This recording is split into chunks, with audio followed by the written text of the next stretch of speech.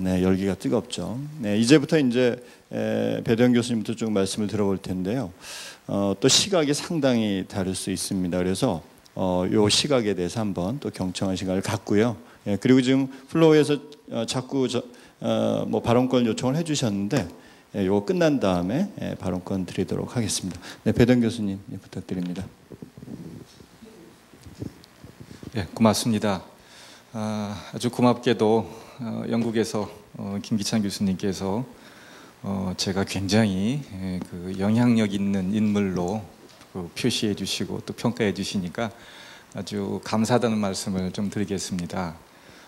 제가 그 전자서명법이 1997년부터 당시에 정보통신부에서 제정을 논의했었고 98년에 걸쳐서 상당히 많은 시간에 그 법안을 내놓고 99년 2월에 통과를 했는데요. 사실은 98년 12월에 통과될 거로 기대하고 있다가 제대로 국회에서 심의를 거치지 못해서 99년 2월에 전자서명법이 통과가 되었고, 전자서명법이 통과되고 나서 당시에 기술적인 내용에 우리나라에서는 아주 이전과는 다른 파격적인 기술 내용을 담고 있기 때문에 일반인들이 그 내용을 잘 알지 못하기 때문에 당시에 지금은 키사가 영문 명칭은 마찬가지입니다만 그때는 인터넷진흥센터 이 명칭으로도 있었습니다. 지금은 인터넷진흥원으로 좀 승격이 되어 있었는데, 그 당시에 그 키사가 전자서명법의 활용도에 관련된 것을 높이기 위해서 어떻게 하면 전자서명법의 활용도를 높일 것인가에 관한 연구 용역을 저한테 한번 부탁한 적이 있었고, 그 연구 용역에 관련된 것이 연구 용역에 관련된 것이 2000년도에 제가 금융에 관련된 내용에서 공인 인증서를 통해서 당시에 금융 실명제의 당사자 확인이 필요한 내용은 그것을 통해서 확인이 가능하겠다. 다시 말씀드리면 공인인증서는 당사자의 신원을 확인할 수 있는 기능이 있고, 금융실명제법상에서의 실지 명의는 당사자가 누구인지는 구별하지 않지만 통장을 개설하고 있는 사람이 실제 명의를 갖고 있는 사람이라고 확인하는 것이 금융실명법상의 실명 확인이기 때문에 그 내용보다 더 분명한 것이 전자서명법상의 공인인증서를 활용하는 것이다. 그래서 그렇게 활용했으면 좋겠다라고 하는 것의 용역 보고서를 2000년도에 키사가 저한테 부탁을 해서 제가 그것을 결론을 냈는데, 재미있게도 김 교수님 얼마나 부지런하신지 그것을 잘 찾으셔서 그것을 이렇게 오늘 여러분에게 또 확인해주고, 그뿐만 아니라 김 교수님은 여러 차례 저를 또 유명하게 만들어 주시려고 유튜브에도 그 똑같은 얘기를 해주시고, 또 다른 사이트에 또 저에 대해서 실명을 거명하면서까지 그렇게 해놓으셨는데, 어쨌든 뭐 김 교수님 여러 가지 저에 대해서 관심 가져주신 것은 제가 나쁘지 않다고 생각을 합니다. 자, 분명하게 한 가지 제가 짚고 넘어가겠습니다. 제가 그렇게 2000년도에 과제에 관련된 결론을 우리 그 금융위원회, 현재 명칭 금융위원회입니다. 금융위원회에서 관심을 갖고 했다면 사실은 제가 정부 정책에 대단히 영향력을 미치는 사람인데 그것도 감사한 일이라고 저를 평가하시는 거라 생각하고, 혹은 그렇지 않다고 한다면 이거는 다른 어떤 오해가 있는 것이라는 생각을 하는데, 그것을 이렇게 공개적으로 저를 높게 평가하려고 하는 것이라면 제가 이해가 되겠지만, 사실과 다른 내용을 공개적으로 이야기하는 내용들은 본인이 잘못 이해하고 있는 내용에 관한 자기 책임이 필요한 것이 아닌가 하는 생각을 해봅니다. 분명히 말씀드리는데 그 과제가 맞춰진 것은 제 기억으로 2000년이고요. 전자금융거래법이 제정된 것은 2006년 말입니다. 다시 말씀드리면 2006년 4월이네요. 2006년 4월인데 제가 과제 마친 것은 2000년이고 전자금융거래법이 제정된 것은 2006년 4월 28일입니다.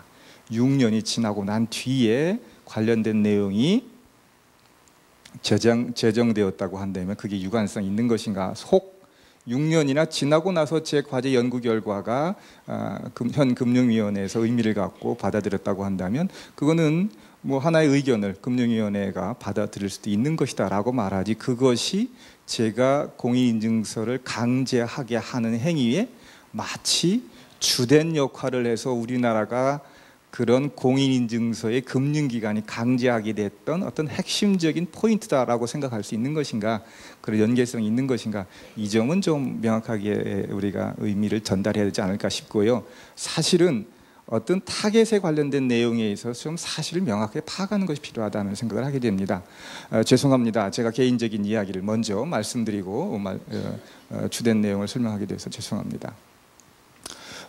제가 드리고 싶은 말씀은 전자서명과 인증에 관련된 내용에 있어서 어떻게 우리나라가 발전해 왔는지를 한번 말씀드리고, 그렇게 하고자 하는 주된 내용은 사실은 앞서 이미 다 말씀을 나눴습니다만, 저는 97년, 98년부터 전자서명법 또는 그에 관련된 내용에 관해서 관심을 갖고 글도 쓰고 책도 내고 또 이제 필요한 내용에 있어서 정부의 의견도 제시하고 했지만, 사실은 저는 전공이 민법과 지적재산권이기 때문에 그에 관련된 전자거래나 그에 관련된 내용에 있어서 당사자의 의사표시를 확실하고 명확하게 밝힐 수 있는 방법이 무엇일 건가, 이런 관점에서 보았고, 제가 특허나 저작권 등을 연구하기 때문에 기술적인 관점에서 어떻게 연계할 것인가 라고 하는 것에서 두 가지가 저에게는 굉장히 관심거리였고, 그래서 국내에서 이에 관한 관심을 갖고 연구하는 분들이 초기에는 상당히 많다가 99년 법률이 제정되고 나서 2013년까지 지금 한 15년 동안 끌고 와서 연구하는 분들은 사실은 제 개인적으로 알기도 몇 분이 되지 않습니다. 그래서 이제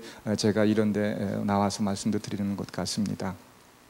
전체적으로 전자서명, 인증 이 두 가지에 관련된 개념이 법률에서 명확히 좀 구별할 필요가 있는데요. 많은 분들이 오해하고 있는 것 중에 하나가 전자서명이 도대체 무엇이길래 이렇게 우리를 복잡하게 만드는 것인가 하는 점이 하나이고요.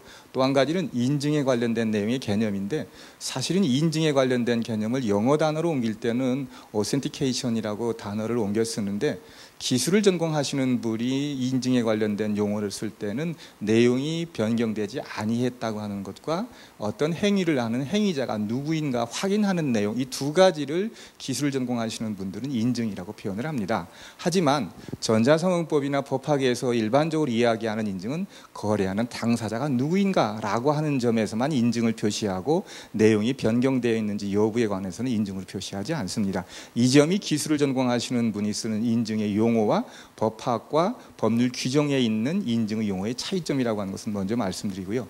전자서명이라고 하는 것은 이름은 서명이라는 표현을 붙이고 있지만 실체에 있어서는 앞서 이동훈 교수님께서 말씀해 주신 것처럼 엄밀히 말하면 암호입니다. 그렇기 때문에 암호에 관련된 논의를 하는 것이고, 그것이 이전에 있어서의 서명과 온라인 혹은 네트워크상에 거래할 때 있어서 당사자의 의사를 어떻게 표시할 것인가가 오프라인상에 있어서 서명을 온라인상의 서명의 효과나 기능을 띠게 할 목적으로 전자서명이라는 이름을 명칭을 붙였고, 전자서명의 명칭이 보다 정확하게 들어온 것은 우리나라에서는 디지털 시그니처라는 명칭이 먼저 들어왔는데, 이것은 특정한 기술을 지칭한다는 명칭 때문에 사실은 디지털 서명이라는 용어를 처음에는 많이 활용을 하다가 지금은 일반적인 통칭의 명칭으로 전자서명으로 일렉트로닉 시그니처라는 말을 쓰고 있습니다. 그래서 우리나라의 경우도 그것을 디지털 서명이라고 하는 말 대신에 전자서명이라는 말을 쓰고 있습니다. 이 전자서명은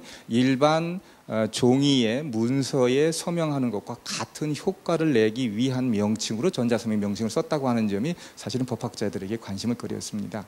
그래서 서명과 전자서명의 차이는 사실은 엄밀히 보면 큰 차이가 있지만, 겉으로 드러나는 것은 문서에 서명하는 것과 전자문서에 서명하는 것, 외관상으로 차이가 없는 것처럼 보여지는 내용이기 때문에 이게 같은 것이 아닌가 혼동을 하는데, 사실은 전자서명은 암호이고 서명은 종이에 우리가 당사자가 거래하는 내용에 관련된 거래 내용이 변경되지 아니했고, 거래하는 당사자가 누구이고 그 내용의 내 의사에 따라서 정확하게 내가 의사를 확인했다라고 하는 것을 표시하게 됩니다. 그런 점에서 일반적인 서명의 기능이나 효과가 전자서명에도 그대로 드러내야 된다고 하는 것이 전자서명법이 갖고 있는 서명의 숙제였습니다. 그런데 이와 같은 전자서명에 관련된 내용에 있어서는 일반적인 문서에 서명을 하는 경우는 대면하기 때문에 상대방 얼굴을 보고서 대면을 해서 의사표시를 명확히 확인할 수 있었지만, 오프라인 상에서의 거래와는 전혀 다른 비대면 형태에 있어서의 거래에서는 당사가 누구인지 확인하지 못하고 거래 내용이 변경되었는지 혹은 그 내용에 있어서의 제3자가 개입되어 있는지 확인할 수 없기 때문에 비대면 거래에 있어서는 여러 가지 그 밖에 다른 내용들이 보강이 되어서 그것을 확인할 필요가 있었다 하는 점 때문에 비대면 거래가 중요한데요.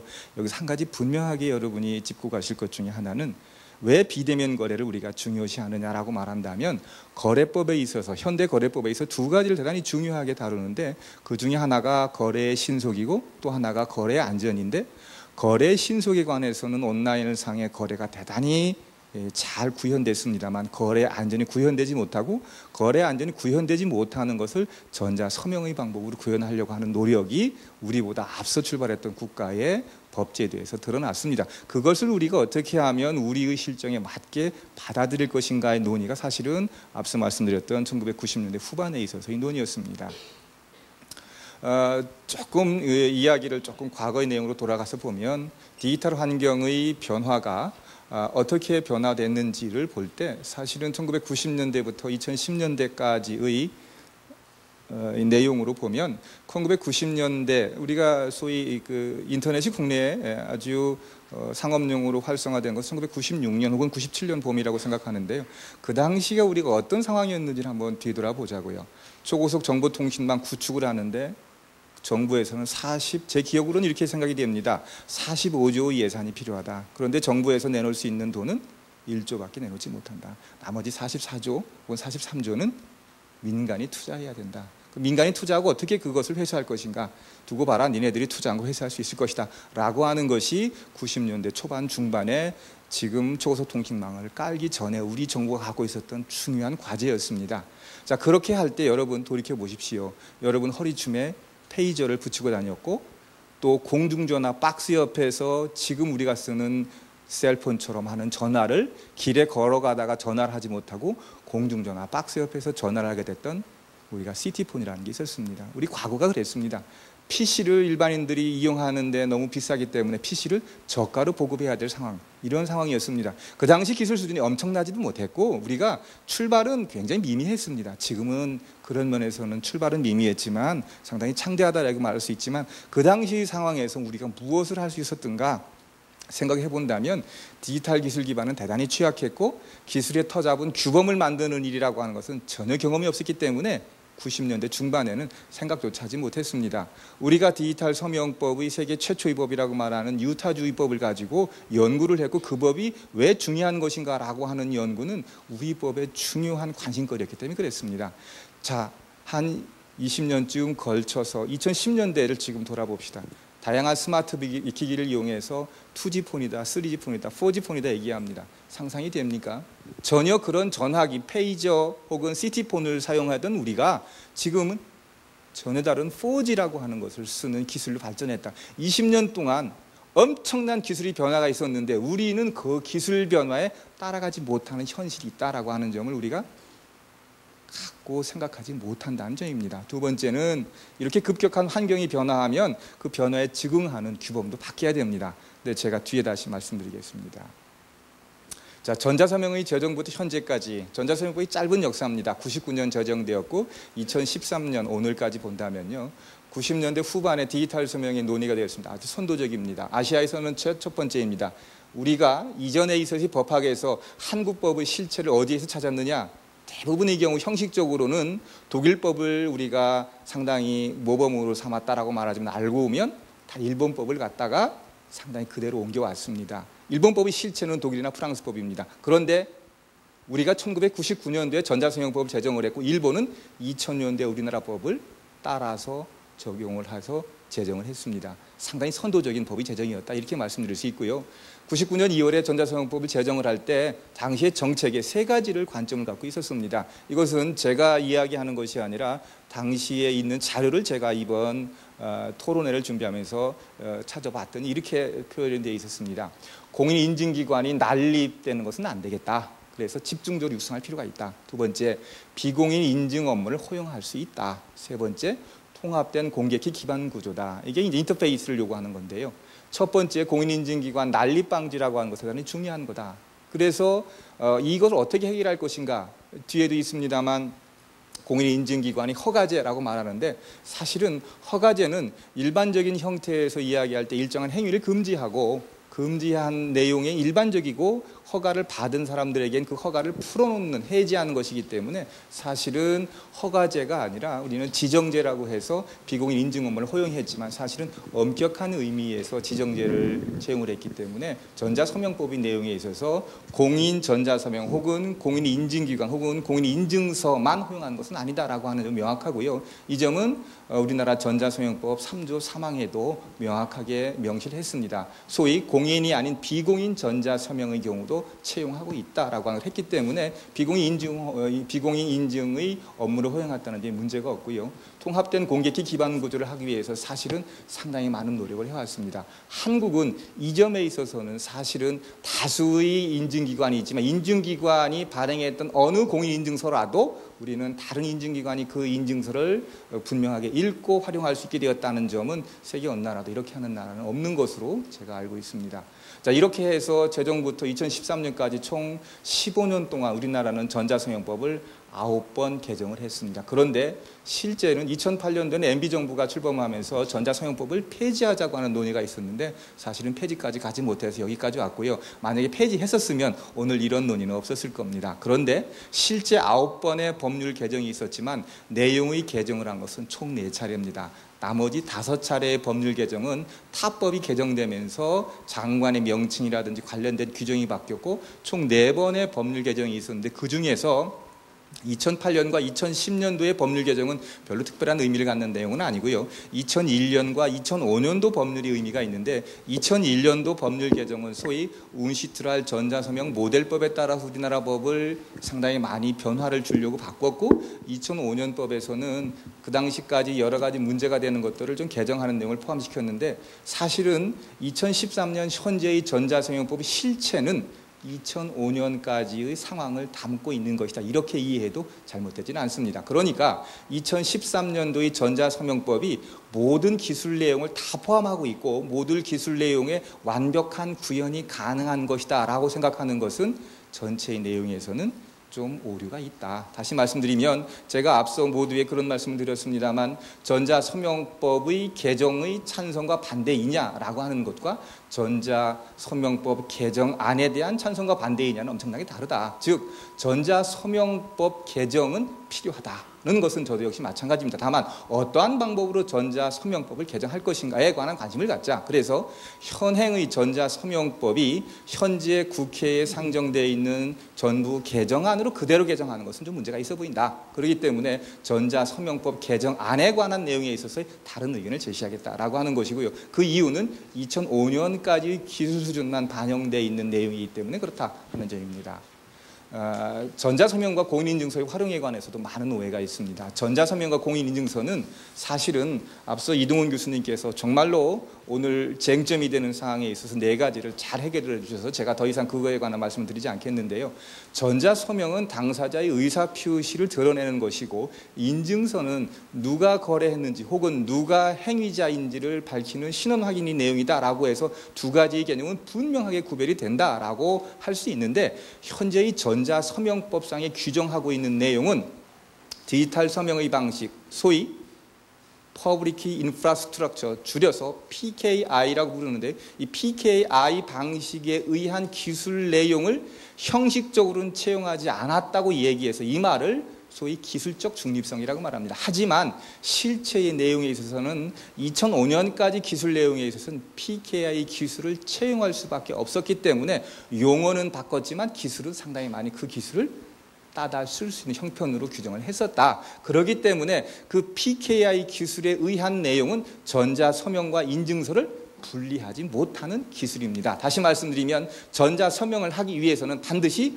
공인인증서를 통해서 당사자가 누구인지를 확인하고 본인이 보냈던 전자문서 암호화가 된 결과를 상대방이 열어볼 때는 공인인증서에 들어있는 공개키를 가지고 내용이 변경되어 있는지 여부를 확인하기 때문에 인증서가 따라붙는다 라고 하는 것이 PKI 기술의 실체입니다. 그렇기 때문에 전자서명법에 공인인증서에 관련된 규정을 두었고 그 규정을 둔 이유는 기술 수준이 그렇게 발달되지 못했다.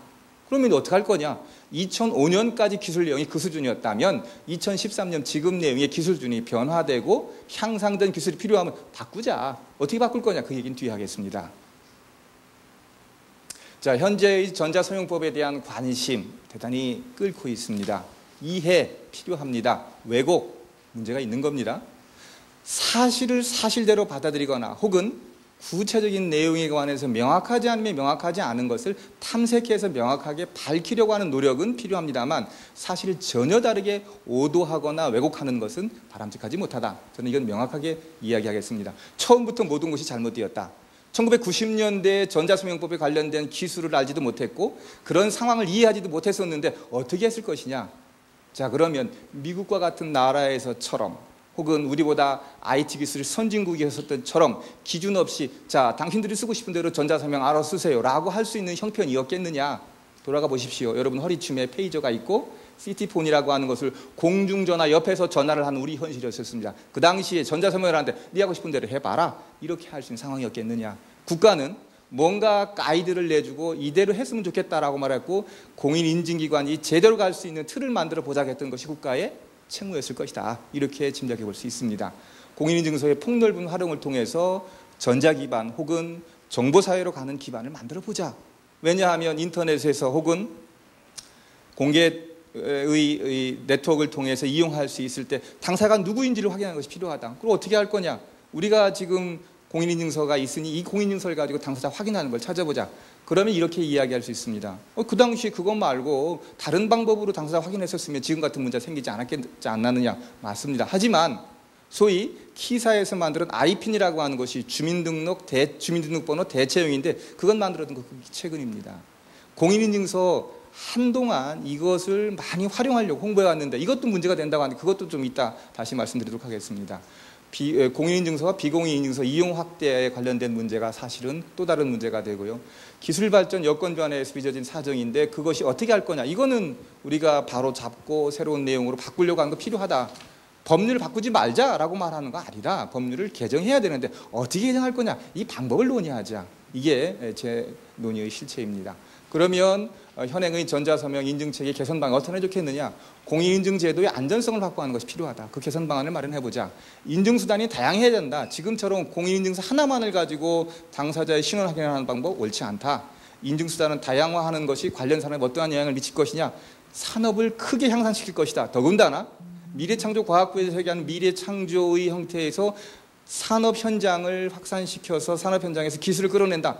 누가 그걸 반대하겠습니까? 저도 환영합니다.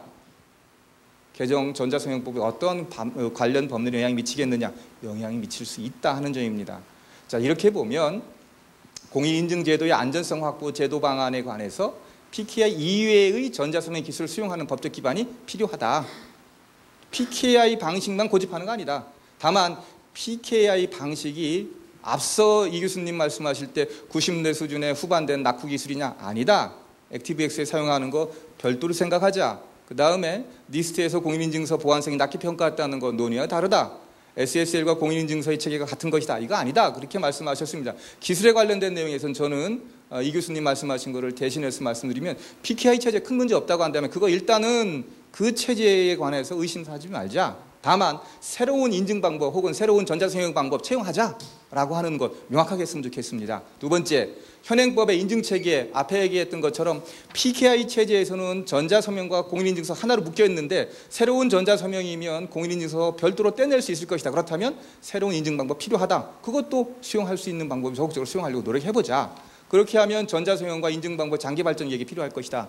현행법 이 체제에서는 개방적 인증 방법을 도입하는 것은 바람직하다. 기술 중립성, 소비자나 이용자 보호 철저하게 꾸려야 된다. 세 번째, 안전성 확보하고 ICT 산업을 발전시키는 거 아주 필요한 일이다. 이렇게 생각을 합니다. 전자서명 개정 논의, 전자서명법을 개정해야 한다. 저는 적극적으로 개정해야 된다고 생각을 합니다. 어떻게 할 거냐? 전자서명의 개정 규정, 액티브엑스가 문제다. 그래서 해결방은 어떻게 할 거냐? 그래서 PKI 버리자. 이거는 빈대 잡으려다 초가상칸 다 태우는 일이다. 전 이렇게 표현하고 싶습니다. 두 번째, 법률 개정에 따른 타 법령의 영향 있다. 이유는 전자서명과 공인인증서를 기반으로 하는 법이 전자서명법인데 그 법률 규정을 타법에서 그대로 따다 쓰고 있는 것이 있다. 어떤 영향을 미치는지 검토해서 구체적으로 이 논의를 해보자라고 하는 것입니다. 제가 드린 말씀은 여기까지인데요. 자, 맨 앞에 있는 그림은 이렇게 제가 에펠탑 밑에서 한번 사진을 찍어봤습니다. 자, 옆에 있는 그림은 에펠탑 전경인데요. 밑에서 보니까 에펠탑이 어떻게 올라가는지만 보이는데 소리만 듣습니다. 그런데 에펠탑에서 한 블록쯤 떨어져서 위에 올라가서 보면 전체 그림을 볼 수 있습니다. 우리는 뭐 이런 그림을 좀 그려야 되는 것이 아닌가 생각을 하고요. 또 한 가지는 에펠탑이 1889년에 만국박람회를 위해서 구스타브 에펠이라는 사람이 설계를 해서 건축을 했습니다. 이 당시에 에펠탑은 프랑스 혁명 100주년 기념으로 만국박람회에 만들어 놓은 기념 조형물인데요. 만국박람회가 끝나면 전부 다 철거하는 것을 원했습니다. 특별히 여자 일생이라고 소설을 써둔 모파상은 에펠탑을 그렇게 싫어했답니다. 이유는 저 에펠탑이 프랑스 파리의 전경을 다 망친다. 그래서 저 에펠탑을 보지 않는 곳에 가서 살고 싶다. 그래서 우스갯스럽게도 모파상은 이렇게 했답니다. 에펠탑에 있는 식당에 가서 식사를 했답니다. 이유는 보지 않으려고. 재밌는 이야기입니다. 자, 우리가 현재 파리를 가면 당신이 맨 먼저 무엇을 보겠습니까? 그러면 에펠탑을 보려고 합니다. 이유는 뭡니까? 파리의 상징이 됐습니다. 다시 말씀드리면 엉성하다고 이야기했던 것이 125년쯤 지난 이 현실에서는 프랑스의 가장 중요한 관광 상품이 됐습니다. 정말로 그것이 옳은지 그른지에 관한 것은 사실은 우리가 지금 결정할 수는 없을 겁니다. 오히려 과거의 15년 동안 역사를 거쳐서 우리가 앞으로 어떻게 발전시킬 것인가에 관한 관점이다. 이런 말씀을 드리겠습니다. 고맙습니다.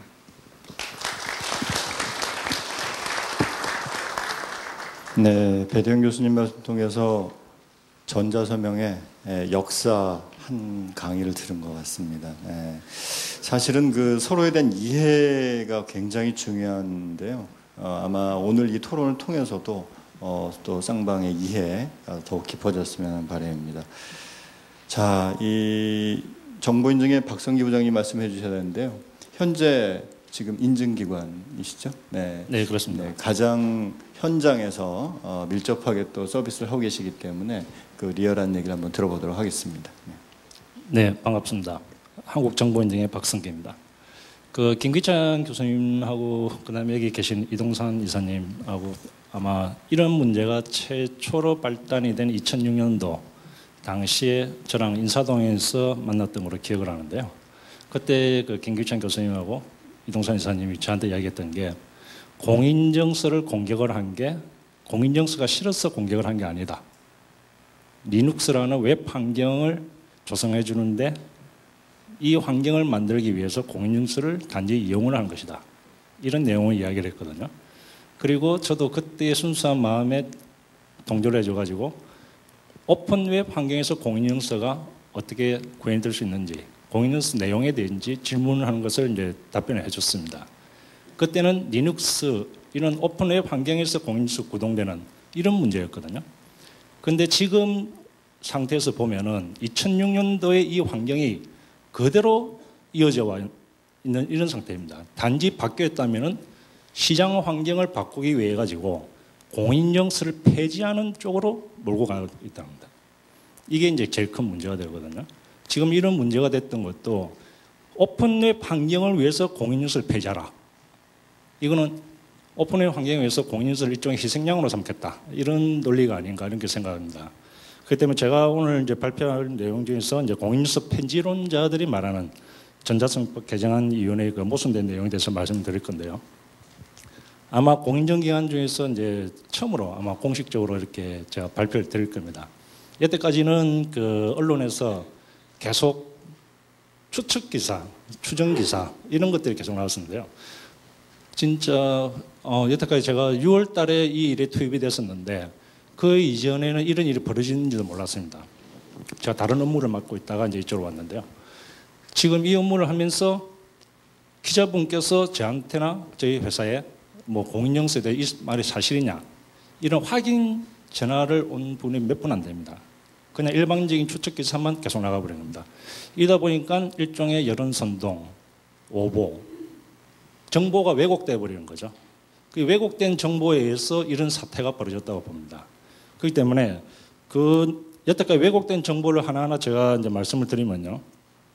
그 폐지론자들이 말하는 것 중에서 하나가 이제 국민의 편익성에 가로막고 산업 발전을 가로막는다. 이제 이런 말을 하는데요.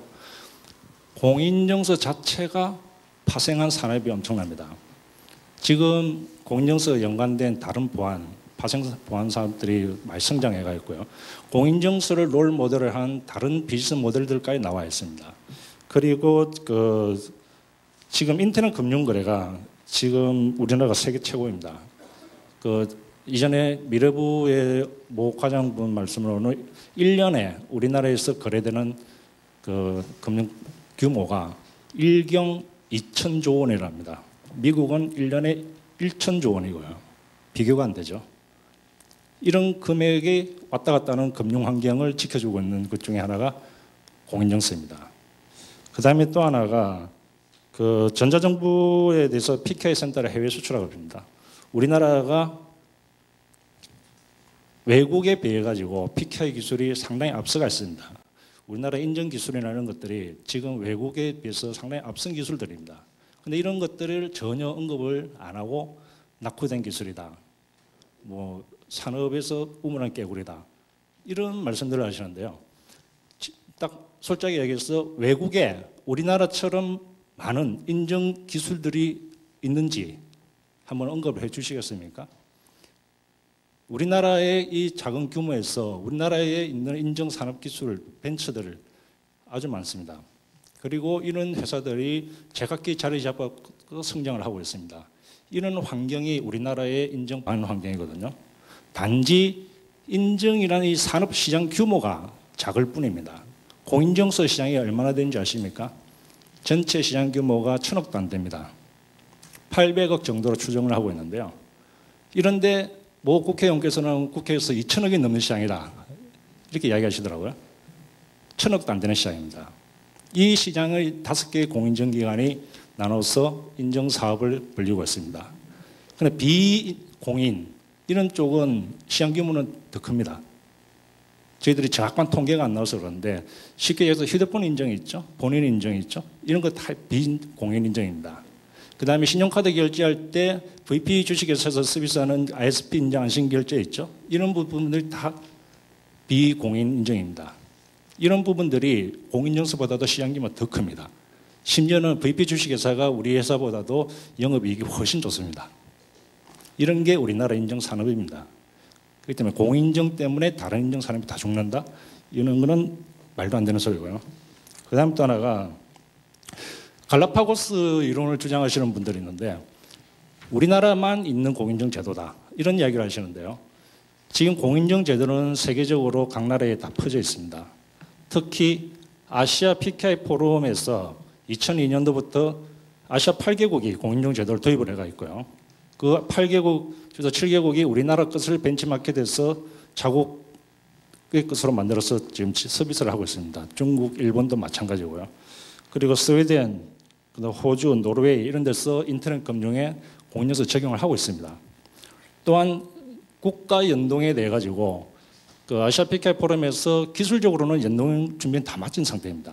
그러나 연동이 안 된 이유가 국내법 문제 때문입니다. 각 나라마다 법률의 차이가 있습니다. 이게 전자서명법이 국제법이 아니라 국내법입니다.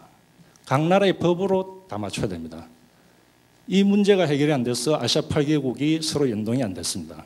기술은 다 맞췄는데요. 이런 문제가 있는데 전혀 이런 쪽은 언급이 안 되고 전 세계에 유례가 없는 공인증 제도다. 우리나라에만 있는 거다. 이렇게 말하는데 이것 또한 잘못된 정보입니다. 그거는 아셔야 되고요. 그 다음에 또 하나가 국제 글로벌 표준에 어긋난다. 이게 문화 사대주의도 아니고 세계 인류 국가로 가는 나라가 국제 표준에 맞춰서 가야 됩니까? 국제 표준을 주도하면 안 됩니까? 우리나라 기술이 국제 표준을 주도할 정도의 수준을 가지고 있습니다.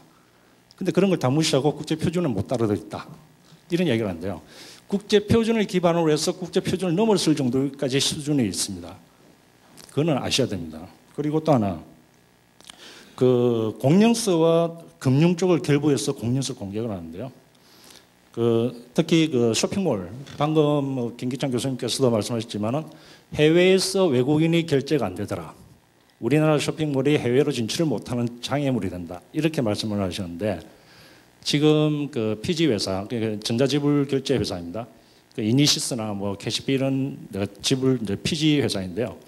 한번 확인해 보십시오. 외국 쪽에는 외국인 신용카드에서 별도로 결제가 됩니다. 공인인증서 필요 없습니다.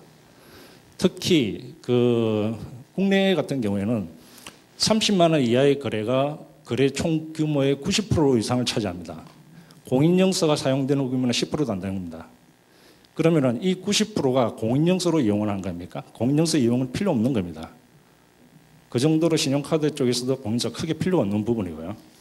그 다음에 공인인증서의 그 해외 사용이 있어가지고 외국으로 진출하고 싶은 쇼핑몰 회사는 외국인이 결제하는 전용 모델을 받아서 사용을 하면 됩니다. 그럼 결제가 됩니다. 이거는 공인인증서 제도의 문제가 아니라 피지사의 서비스의 방식의 문제입니다. 만약에 하나 여기서 또 공인인증서 강제란 표현이 나왔다면 그것은 금융당국과 신용카드사들의 정책적인 문제이지 공인인증기관과 공인인증서를 이용하는 그 전자서명법의 문제는 아닌 것입니다. 전자서명법에 신용카드 결제에 의무적으로 사용하라 이런 표현 하나도 없습니다.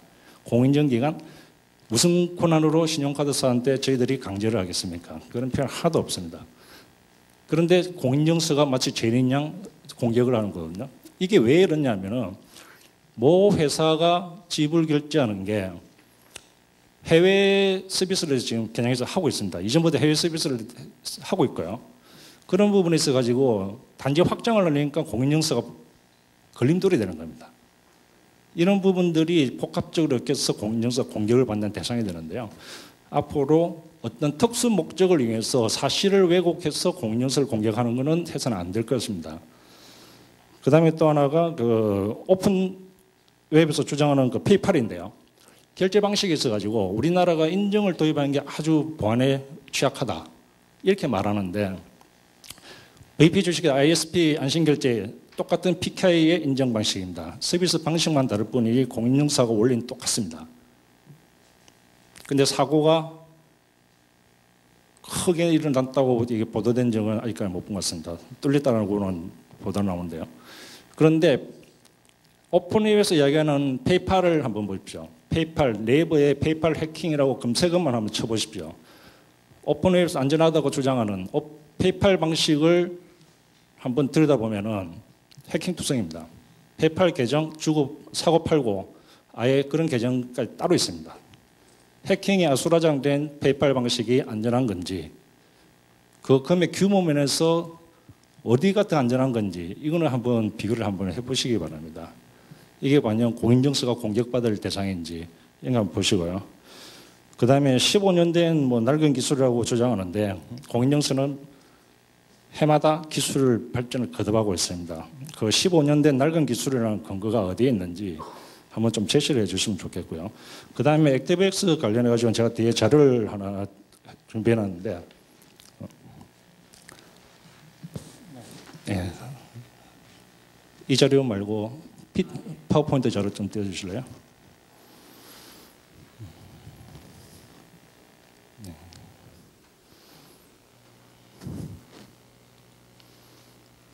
네, 액티브엑스는 사실상 이거로 끝난 것 같습니다. 공인인증서를 액티브엑스 계속 공격을 하면서 뭐 공인인증서 이꼴 액티브엑스라고 하는데 뭐 공교롭게도 한참 논란이 되는 무렵에 이인텍이라는 회사가 원래 이인텍 홍보하는 것 같습니다. 제가 이런 기술도 개발을 했네요. 공인인증서 더 이상 액티브엑스 필요 없다는 거죠. 해결되겠죠 그러면. 더 이상 공인인증서를 가지고 액티브엑스 어쩌고 하는 이런 논란은 더 이상 없을 것 같습니다. 그 다음에 앞에 이동훈 교수님도 말씀을 잘 해주실 거예요. 그 다음에 또 하나가 여기 보시면은 액티브엑스 사용은 기업의 선택 문제인 겁니다. 이게 제가 일부러 드림이즈 걸 캡처해 왔습니다. 왜 그러냐면은 이찬진 사장님이 얼마 전에 트위터에서 현대카드 사장님한테 언급을 하면서 액티브엑스가 공인인증서를 언급을 했죠.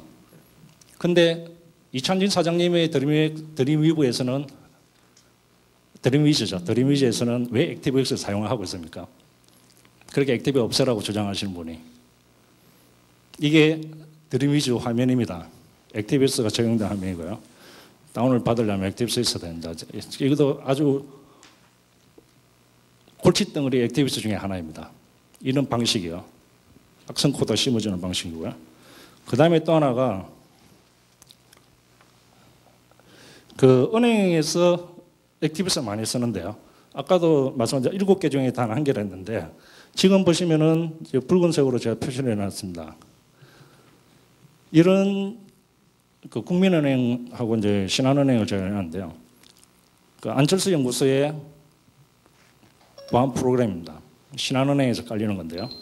안철수 의원께서 대선 공약으로 액티브엑스 폐지, 공인증서 폐지 주장하셨죠. 안철수 제품 액티브엑스로 바로 깔리고 있습니다. 모든 은행이요. 이게 공인증서 문제입니까? 이거는 보안 프로그램의 문제입니다. 결국 공인증서와 액티브엑스는 별개라는 거죠. 지금 국민은행 화면을 보시면요. 이 프로그램 중에서 단 1개입니다. 지금 인터넷에 공인증서 액티브엑스 하면서 짜증을 내면서 비난을 하시는 분들 상당히 많던데 저 프로그램들 전부 공인증서 아닙니다. 단 1개입니다. 적어도 한 번 깔리면 끝입니다. 그렇기 때문에 더 이상 공인증서 때문에 짜증난다든지 이런 거는 물론 짜증날 수 있겠죠. 그러나 공인증서 문제가 아니라 저런 키보드 보안 프로그램, 그 V3 같은 바이러스 프로그램 뭐 이런 것들이 깔리고 있는 겁니다. 그런 문제이고요.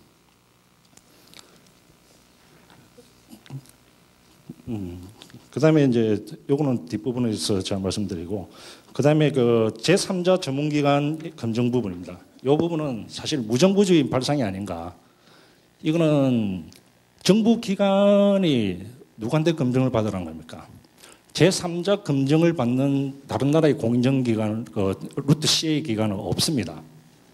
어느 나라인지 검증을 해가지고 증거를 제시해달라 이렇게 했는데 그때 6월달 토론회에서 김기찬 교수님께서 제시했던 게 이 자료입니다.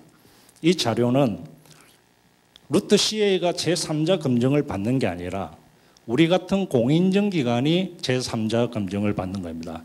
이게 일본 GPK 자료거든요. 법률에 제3자의 검증을 받는 게 루트 CA가 아니라 우리 같은 CA, 인정기관, 공인정기관을 말합니다. 이게 근거 자료라고 제시를 했던 겁니다. 전혀 다른 자료죠.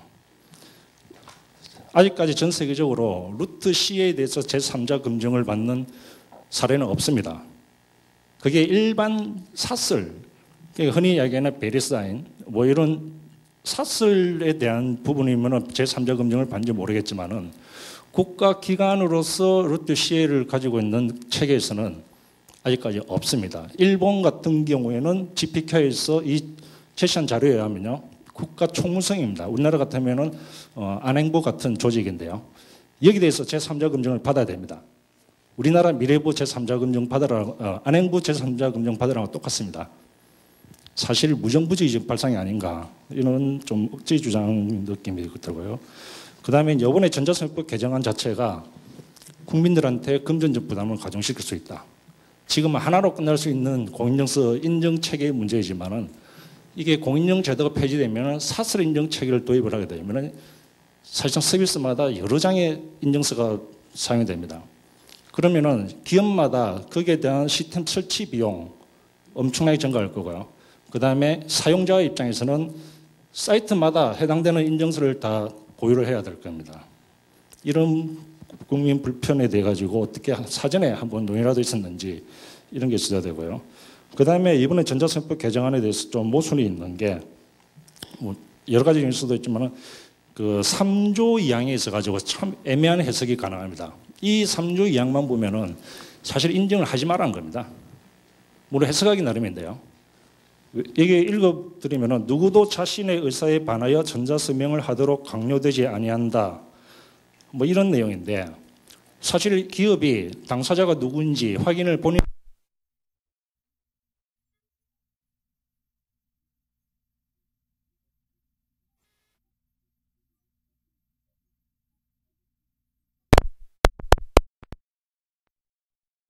해가지고 전자서명법은 존재하지만 사실상 인증은 존재하지 않는 텅 빈 껍데기뿐인 전자서명법 개정안이 지금 개정안이 아닌가 이렇게 하고요. 그 다음에 또 하나가 국민의 희생을 강요합니다. 지금 전자서명법 개정안은요.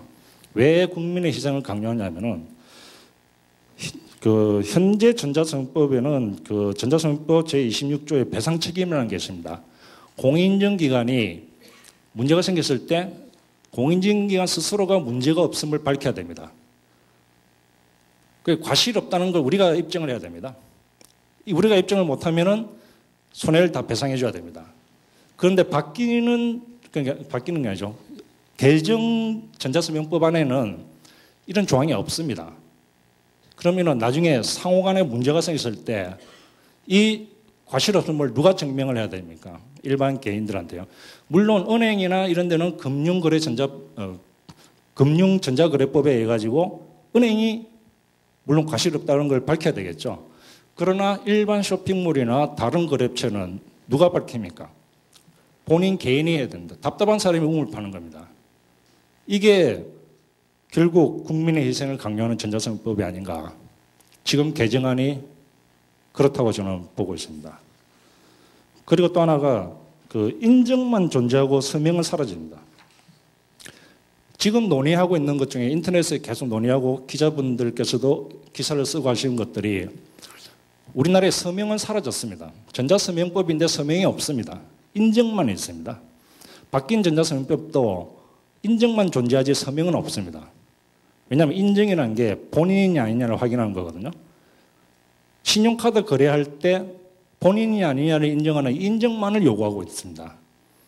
지금 오늘 이 자리에서도 논의를 했던 게 앞에서 주장했던 게 인증을 이야기한 거거든요.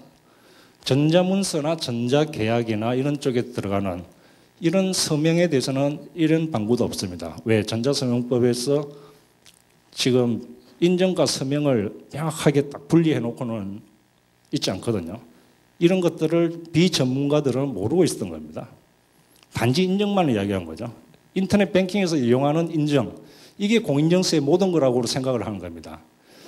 그렇기 때문에 지금 전자서명법 개정안이 통과되고 만약에 주장하는 대로 사용이 되면 우리나라 전자문서 산업 전부 후퇴합니다. 제가 지금 전자문서 팀장으로 있거든요. 우리 회사에. 공인전자문서 보관서부터 해가지고 전자문서 유통 이런 쪽을 다 책임지고 있습니다. 전자문서 산업 자체가 효력 상실입니다. 유통을 하는데 누가 보증을 합니까? 자체가. 이 문서가 위변제가 안 되고 당사자가 했다. 인증이 없는 상태에서 당사자끼리는 맞아 되겠죠. 근데 제3자에게 제시할 때는 누가 어떻게 믿고 이걸 전자문서의 진본이라고 확인하겠습니까? 이런 전자문서 산업부터 해가지고 연관된 법률이 90개입니다.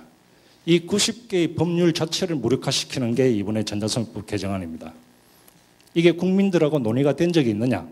전문가들하고 한 번이라도 논의가 된 적이 있느냐? 없습니다. 무슨 유실헌법처럼 뭐 어디서 있든지 모르게 나타나가지고 개정안에 올라간 겁니다. 이런 게 현재의 법이고요. 그 다음에 은행과 신용카드 결제 시에 사용되는 공인서 문제는 전자서명법 개정의 문제가 아니라는 겁니다. 지금 논의하는 것도 보면은 은행과 금융에 관련된 이야기를 하면서 전자서명법 개정해야 된다고 합니다. 금융에 관련된 규정을 바꾸면 끝나는 문제인데 왜 전자서명법을 바꿔야 됩니까? 그리고 전자서명법에서 공인증서를 폐지를 해야 됩니까? 은행 거래에서 공인증서 문제다 이렇게 언급이 되고 그 다음에 강제하는 게 문제다 이러면은 거기에 대해서 개선을 하면 되는 겁니다. 금융당국과의 이야기에서 끝내면 되는 겁니다. 금융위원회, 금융감독원, 금융결제원, 은행들 이렇게 모여가지고 해결하면 됩니다. 신용카드까지 포함해가지고요. 전자서명법에서 공인증서를 폐지할 문제가 아니라는 거죠. 도입 안 하면 됩니다. 근데 은행 때문에 다른 산업도 다 무너지란 말입니까? 주장 자체가 잘못되어 있는 거죠. 특히 지금 상태에서도 은행은 자유롭게 선택을 할 수 있습니다. 지금 은행권하고 신용카드 쪽에서 공인증서 적용된 배경을 보면요. 2002년도쯤에 공인증서를 은행 쪽에 도입을 하면서 금융감독원에서 공고를 했습니다. 그 공고했던 게 지금 이렇게 이어져 오면서 2006년도 법 개정으로 들어가가지고 사용을 하게 된 거고요. 신용카드사 같은 경우에도 2004년도쯤에 신용카드사가 워낙 많으니까 신용카드 회사들하고 금융감독원하고 피지사들하고 이렇게 협의를 해서 적용을 했던 거라고 합니다. 그때 맨 처음에 10만 원에 했지만은 이제 업계들 반발이 있으니까 30만 원까지 올리고 이랬던 걸 알고 있거든요. 근데 이것이 공인인증기관이 마치 요구를 해서 그렇게 됐다. 전혀 안 그렇거든요. 금융당국 간의 정책에 의한 겁니다. 이게 왜 공인인증서 폐지를 해야 되는 사유가 되는지 궁금합니다. 정말. 그렇기 때문에 제가 참으로 답답한 게 갈라파고스 주장하는 사람들 이야기 들으면 어찌 보면 자신들만이 어떤 자기들만이 만든 세계에서 갈라파고스를 주장하고 그 세계에서 살고 있는 게 아닌가. 그리고 갈라파고스에서 살면서 다른 거 보는 것마다 다 갈라파고스로 보이는 우리나라 속담에도 있죠. 뭐 묻은 게 뭐는 뭐만 보인다 이런 게 있죠. 좀 죄송합니다. 이렇게 해서 그런 느낌이 들 정도입니다. 그리고 보안상의 문제, 보안 문제를 계속 말씀하시는데요. 공인증서로 인해서 발생하는 보안 문제는 이렇습니다. 이건 안 띄워도 돼요. 예. 이 화면은 앞으로 안 띄워도 됩니다. 예.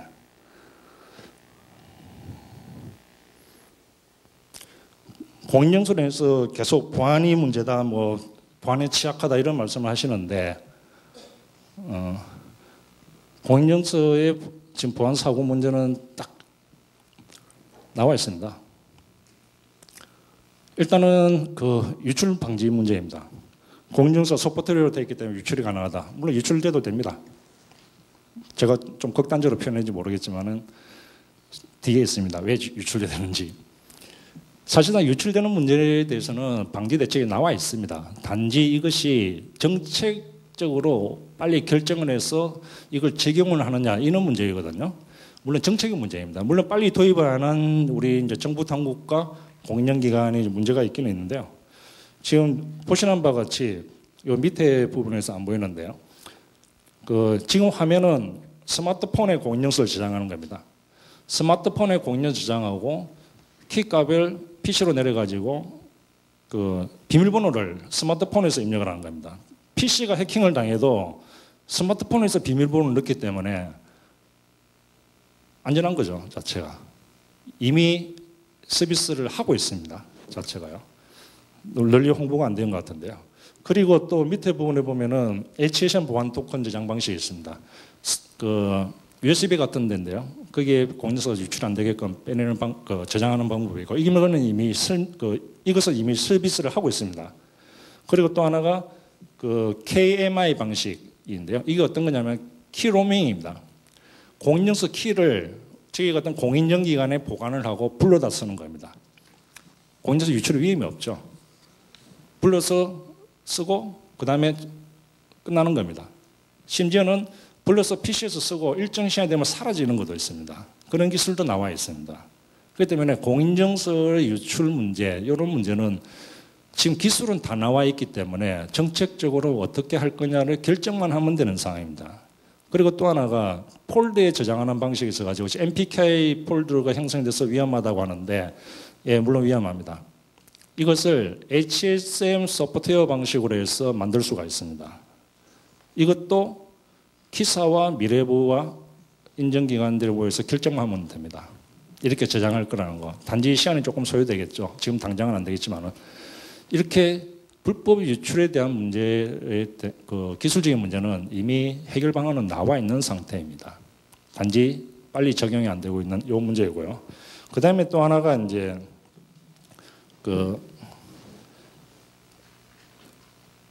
금융권 해킹 방법입니다. 공인증서가 유출됐다 해가지고 은행 돈 왕창 뽑아갈 수 있는 거 아닙니다.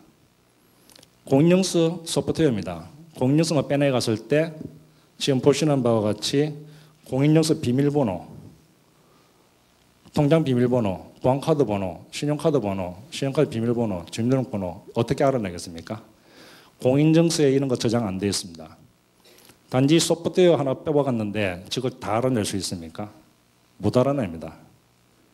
그래서 제가 말씀드린 게 조금 극단적으로 표현했던 게 공인증서 유출에 가도 안전하다는 겁니다. 그거 가져가서 뭐 하겠습니까? 비밀번호도 모르는데. 공인증서 단지 로그인 할 때 씁니다. 은행 인터넷 뱅킹 해보신 적 거의 다 있으실 건데요. 계좌 비밀번호 따로 내야 됩니다. 보안카드 따로 내야 됩니다. 공인증서만 갖고는 알 수 없습니다. 해보셨죠? 그 다음에 또 하나가 지금 그 금융권에서 사고가 일어나는 거의 대부분의 사고 방식입니다. 그 해킹 방식인데요. 지금 아마 거의 90% 이상이 이런 방식으로 해킹이 되고 있다고 보시면 됩니다. 가장 근본적인 게 여기에서 보시는 백도어 해킹입니다. 이 백도어 해킹에 의해 가지고 바이러스 백신을 무력화시키고 키보드 보안을 무력화시키는 이런 단계를 거쳐서 통장 비밀번호, 보안카드 번호, 아이디 패스워드, 계좌번호, 주민등록번호 이런 걸 다 뽑아가는 겁니다. 지금 해킹 방식이거든요. 이걸 다 뽑아가서 탈취한 금융정보를 해 가지고 공인증서를 신규로 발급받거나 분실 신고 후에 재발급을 받아버리는 겁니다. 이게 공인증서 기술이 취약해서 공인증서 탈취되는 게 아니거든요. 제도적인 문제에 의해 가지고 온라인 발급이 문제가 되는 이런 단계고요. 그 다음에 이런 것들이 노출되는 게 공인증서 문제입니까? 한번 물어보고 싶습니다. 공인증서 때문에 은행 돈 다 유출된다, 위험하다 이렇게 말하는 분 한번 물어보고 싶습니다. 저런 정보가 유출되는 게 공인증서가 취약해서 유출되는 겁니까? 액티브엑스 때문이라고 그러십니까? 지금 액티브엑스 쓰지 않는 크롬 이쪽의 웹 환경이 더 취약하다는 걸 알고는 있는지 모르겠습니다. IE 기반보다도 크롬 환경, 리눅스 환경이 보안에 제일 취약합니다. 그렇기 때문에 백도 해킹에 대한 게 공인증서 역할은 아닌 것입니다. 자체가. 그리고 제가 특히 좀 문제가 되는 게 국회의원도 모르는 전자신문 개정하는 겁니다. 전자신문의 모 기자분께서 이번에 전자신문 개정안을 발의한 국회의원분 사무실에다 전화 연락을 했더니만은 법 내용을 모르는 겁니다. 김기찬 교수님한테 연락해가지고 확인해 보세요. 이게 우리나라 입법 현실입니다. 이게 과연 제대로 된 법 개정입니까? 그렇기 때문에 지금 저희들 같은 경우에는 일단 공인증서 제도는 인정을 하고 있습니다. 여기 계시는 분들도 공인증서 제도는 인정을 하고 있거든요. 앞에 말씀하신 것도 공인증서 제도는 인정을 하고 있는 내용들이고 그런 상황에서 지금도 공인증서와 비공인증이 서로 병존을 하면서 상호 보안 관계에서 발전을 하고 있습니다. OTP도 마찬가지고요. 그 ISP 안심결제 이런 거 다 상호 보안에서 발전하고 있습니다. 우리나라 같은 보안 체계에서 발전하고 나라가 드뭅니다. 다른 나라는 거의 글로벌 독점 기업이 장악을 하고 있는 상태입니다. 이런 산업 체계가 좀 더 정비되어서 제대로 발전할 수 있게끔 이렇게 전자상법 개정안이나 이런 것들이 다듬어지면 좋지 않을까 이렇게 생각이 들고요. 그 다음에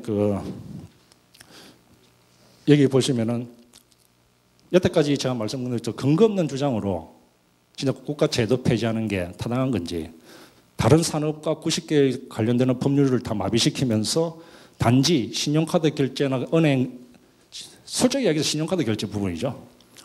인정을 도입시키기 위해 가지고 우리나라 제도를 없애라 이렇게 주장하는 게 타당한 건지 사실 보면 SSL이나 여러 가지를 다 짬뽕시켜서 희한한 논리를 만들었던 게 지금 공인증서 폐지 이론의 주장이거든요. 오픈 웹을 환경을 만드는데 공인증서 무슨 상관이 있습니까? 공인증서 지금 리눅스, 파이어폭스, 맥 다 사용 가능합니다. 그걸 적용하는 기업체가 거기에 해당되는 솔루션만 구매해서 적용하면은 지금 공인증서 모든 리눅스 환경에서 100%는 아니겠죠. 새로 계속 나오니까요. 리눅스 환경에서 사용 가능합니다. 오픈 웹에서 이미 그렇게 된 지 수년이 됐습니다.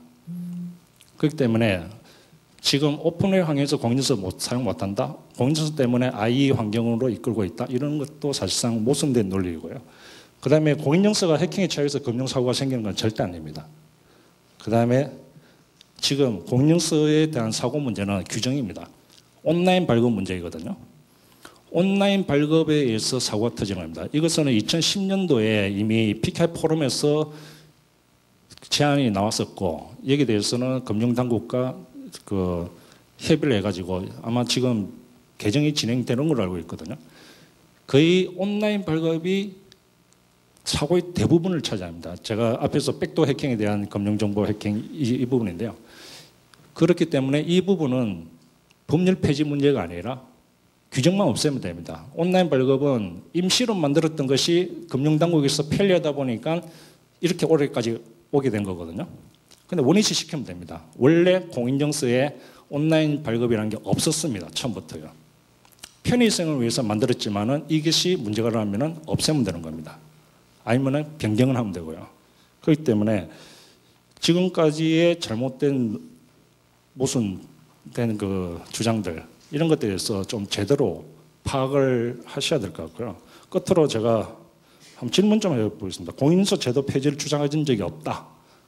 이렇게 또 들리고 있는데 사실인지 지금 이 자리에서도 그 참석하신 분들은 공인인증서 제도는 유지가 돼야 된다는 취지로 말씀을 하시는데 그러면은 지금 올라와 있는 공인인증서 제도를 폐지해야 된다고 만들어진 전자상품 개정안은 폐기되어야 타당한 게 아닌가.